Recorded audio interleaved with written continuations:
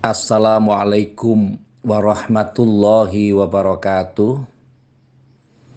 Bismillahirrahmanirrahim. Bulan Mei itu ada beberapa peristiwa yang tentu secara nasional harus kita peringati sebagai sesuatu yang positif. Karena tanggal 2 Mei itu diperingati sebagai Hari Pendidikan Nasional dan tanggal 20 Mei diperingati sebagai Hari Kebangkitan Nasional. Momentum ini secara negara juga berpengaruh terhadap prestasi dan bagaimana masyarakat sebagai warga negara menginovasi diri untuk melaksanakan pendidikan dan melaksanakan kebangkitan dari aspek-aspek yang berbeda.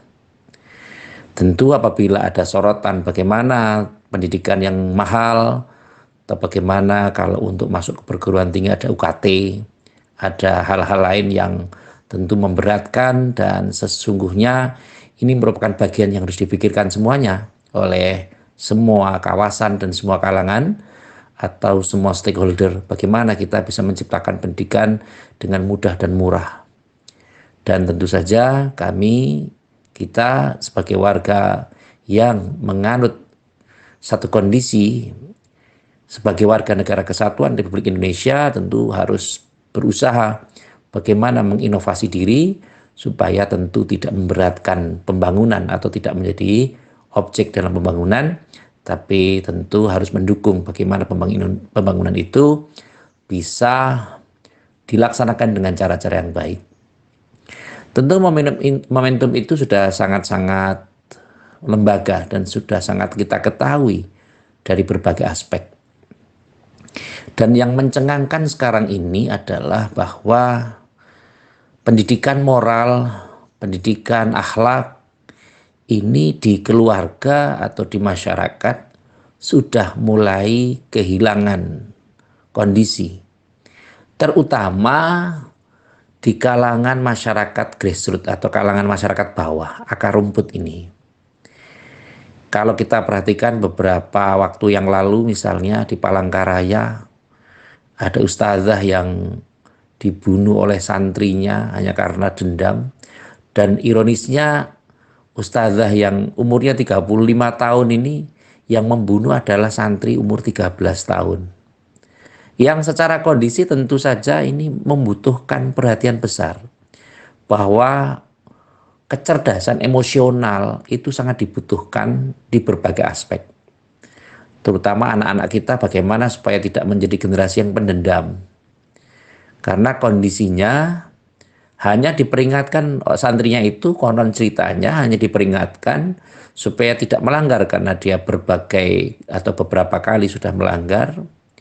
Sehingga yang terakhir itu mendapat panisem atau mendapat hukuman untuk bisa menyalin atau menulis Al-Quran, mushaf Al-Quran maksud saya, 2 juz.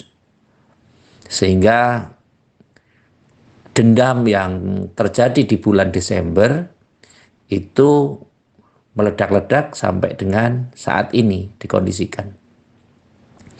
Dan sehingga ustazah ini terbunuh secara sia-sia padahal dia mempunyai 4 putra, 9 tahun, 7 tahun, 5 tahun, dan 45 hari. Ironis memang karena anak-anak ini harusnya dijadikan sebagai satu kondisi yang tentu saja harus mendapat sebuah acuan normatif, mendapat prioritas utama untuk pelaksana hukum, ternyata justru anak ini menjadi objek hukum. Dan memang ketentuan-ketentuan pelanggaran ini sangat memerlukan perhatian, apalagi nun sewu ini terjadi di kawasan pesantren yang notabene pengembangan akhlak dan akidah serta kegiatan-kegiatan sifatnya muamalah, ibadah itu dilaksanakan. Kenapa bisa terjadi demikian? Mungkin sebelum dia masuk pesantren, dia bermasalah secara emosional. Dia sudah terbebani, terjejali dengan pola-pola yang negatif. Sehingga tentu saja dia merasa bahwa pendidikan itu merupakan satu ancaman. Dan ironisnya adalah yang diancam adalah ustadzah atau guru-gurunya. Dan kejadian-kejadian di pondok pesantren ini tidak hanya satu dua kali, bahkan beberapa kali di beberapa daerah dengan kasuistik yang bermacam-macam, dengan kasuistik tentu yang berbeda-beda, tetapi arahnya sama, pelanggaran moralitas dan pelanggaran akhlak.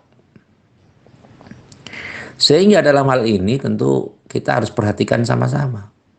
Kalau di Jogja belum lama ini adalah bahwa ada kejadian di mana hanya anak yang menangis kemudian diperingatkan oleh tetangganya, terjadi salah paham dan mungkin ada aduan yang kurang positif atau pembicaraan-pembicaraan yang tidak bernorma atau mungkin arahnya adalah provokasi, sehingga yang diprovokasi itu terlecut emosinya, kemudian dia membunuh orang yang memperingatkan tersebut. Dan ini tidak dilakukan secara diam-diam, tapi terang-terangan di depan anak-anaknya, di depan keluarganya. Pertanyaannya adalah, kalau sudah terjadi model seperti ini, kalau generasi kita sudah mudah untuk tergerus secara kondisi, sudah tidak bisa membedakan mana yang baik, mana yang elok dilakukan, dan mana yang tidak. Sehingga ketika dia menghilangkan nyawa seseorang, itu hukumnya seperti apa? Mereka tidak peduli terhadap apa yang akan terjadi pada dirinya. Yang penting dia puas terhadap apa yang dikerjakan. Ini adalah sesuatu yang sangat membahayakan generasi berikutnya. Pola-pola inilah yang perlu mendapat perhatian. Mengapa untuk saat ini pendidikan perlu digalakkan? Orang harus berpendidikan minimal 9 tahun atau 12 tahun. Dan itu sifatnya berjenjang. Dan mengapa pendidikan moralitas, pendidikan akhlak perlu dimasukkan dalam roadmap jalannya pendidikan? Karena memang yang terjadi di masyarakat ini sudah terpengaruh oleh media sosial. Dan media sosial ini kan kadang kita tidak bisa membatasi. Misalnya mereka yang harus dilihat adalah konten yang dari Indonesia semua. Tentu kadang-kadang mereka mendapat konten dari luar Indonesia atau luar negara kita. Dan yang paling repot tentu saja orang-orang yang bekerja di media sosial, itu kadang-kadang ada istilah recommended. Direkomendasi oleh misalnya YouTube, oleh TikTok, oleh yang lain. Padahal tentu saja hidup kita ini kan sesungguhnya tidak berdasar atas rekomendasi. Inilah yang tentu saja menjadi perhatian kita sama-sama. Kita harus membangun akhlak dengan cara-cara yang menggunakan akhlak. Beruntunglah kita menjadi umatnya Kanjeng Nabi Agung Muhammad Sallallahu Alaihi Wasallam. Yang Kanjeng Nabi Agung Muhammad Sallallahu Alaihi Wasallam ini adalah sebagai manusia yang mengerti akan manusia dan memanusiakan manusia secara manusiawi. Karena tentu saja harus dipertimbangkan, kita harus juga mengerti bagaimana hidup kita supaya tidak sasar, tidak salah dalam menentukan keputusan, maka figur kepemimpinannya, panduan kehidupannya adalah mencontoh junjungan kita, Kanjeng Nabi Agung Muhammad Sallallahu Alaihi Wasallam. Kalau hidup kita ini dipenuhi dengan kerangka-kerangka positif, masing-masing saling memperingatkan, saling menasihati dengan cara-cara yang sederhana, mudah, simpel, bisa dipahami, tentu saja akan memberikan dampak yang positif, efek yang manis terhadap orang yang kita nasihati. Tetapi bagaimana ketika kita menasihati orang dengan provokasi, dengan cara-cara yang sedikit intimidasi, dengan mengancam dan seterusnya, seakan-akan kehidupan ini hanya sesuai dengan apa yang dia inginkan. Kalau dia marah berarti Allah ya marah, kalau dia tidak suka berarti Allah tidak suka, dan seterusnya. Agama hanya berdasarkan atas intuisinya sendiri, maka inilah yang akan merusak kehidupan. Maka yang paling penting bagi generasi saat ini, baik generasi Z atau generasi X atau baby boomers atau generasi sesudahnya, maka mari dikondisikan untuk senantiasa perbanyak belajar. Belajar memahami diri sendiri, belajar memahami lingkungan, dan belajar untuk memberikan sesuatu yang positif terhadap orang-orang di sekitarnya. Meskipun itu yang ditegur barangkali melaksanakan pelanggaran berat, tapi tentu saja kita cara menegurnya harus dengan cara-cara yang hikmah, dengan cara-cara yang baik, sehingga mereka tidak tersinggung atas apa atau bagaimana yang kita ucapkan, dan mereka segera mengerti atas kekeliruan atau kesalahan apa yang sudah mereka lakukan. Ketika kita sudah masuk pada pola-pola pembelajaran dan pendidikan moral terhadap anak dan terhadap siapa saja, tentu kadang yang agak lupa kita perhatikan adalah bagaimana penyampaiannya. Kadang sesuatu yang kita sampaikan itu benar, baik, tetapi kadang kita lupa bagaimana cara menyampaikannya. Tentu itu diperlukan metode-metode yang tentu berkait dengan jam terbang kita. Faktor-faktor, misalnya kita memahami, oh orang ini sukanya sesuatu yang sifatnya tidak guyon, ya kita harus menyampaikan dengan cara-cara yang serius. Orang ini sukanya serius, ya kalau begitu maka kita tidak boleh dengan cara-cara yang bergurau atau guyon. Meskipun ada cara-cara yang efektif, yakni bagaimana kita mendudukkan sesuatu pada porsinya. Dan tentu saja kita harus sesuaikan pada pemahaman mereka tentang kita. Kalau mereka memahami kita dengan baik, maka tentu saja kita harus juga feedback, ada umpan balik supaya kita juga bisa memahami mereka. Kalau kita mungkin berada pada satu seminar atau mungkin hal-hal lain, mungkin lokakarya atau apapun yang kaitannya dengan motivasi, tentu jadikanlah audiens kita sebagai satu kondisi yang kita jadikan sebagai sarana untuk bisa menumbuhkan pola pikir yang kritis. Tidak hanya positif, tapi juga pola pikir yang kritis. Menghadapi hal-hal yang negatif, tentu harus kita upayakan dengan baik.